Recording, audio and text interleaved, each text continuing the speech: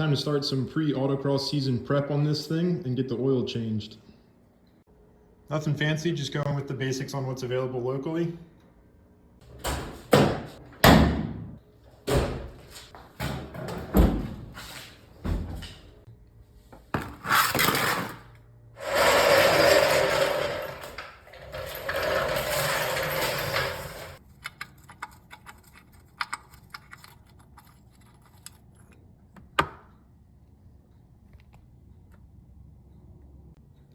Time to dig in here and get the oil filter off.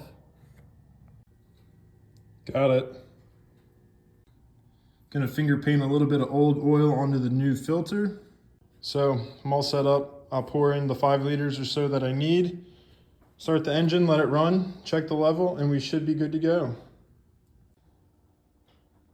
Happy oil, happy engine.